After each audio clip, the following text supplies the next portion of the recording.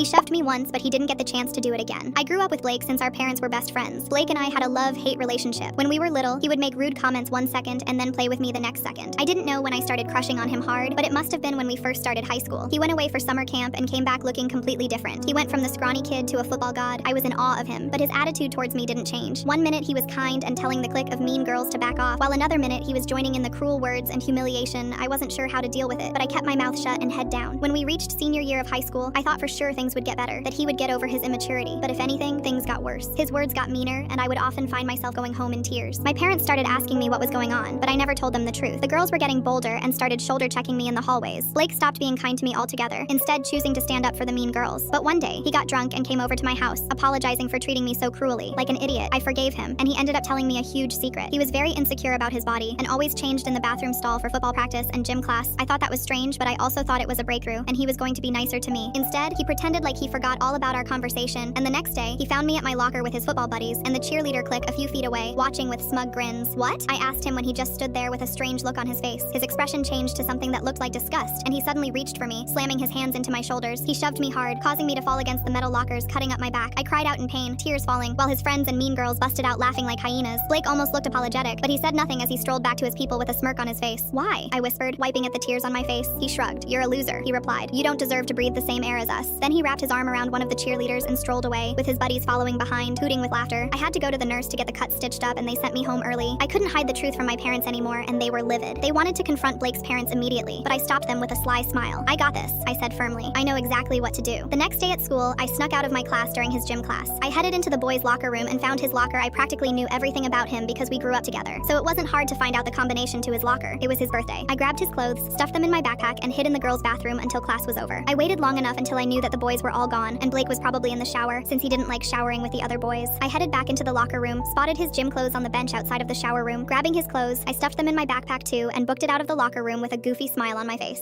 Sweet revenge, I waited around the corner, and my smile got wider when I heard him curse loudly. He exited the locker room and saw me immediately, face pale with fear. His hands clutched the towel that was wrapped around his waist. What is going on? He demanded. You hurt me, I said coldly. Now I'm going to hurt you. He immediately began pleading with me. No, please, just give me my clothes. I'll never hurt you again. I laughed without humor. I've heard that one before, I scoffed. You want your clothes? Come and get them. Then I ran through the halls with him following me and screaming my name. I laughed as I ran, pleased when kids began leaving their classrooms to see the commotion. The fun ended when the principal left his office to see what was going on. I got suspended for a week, but it was totally worth it.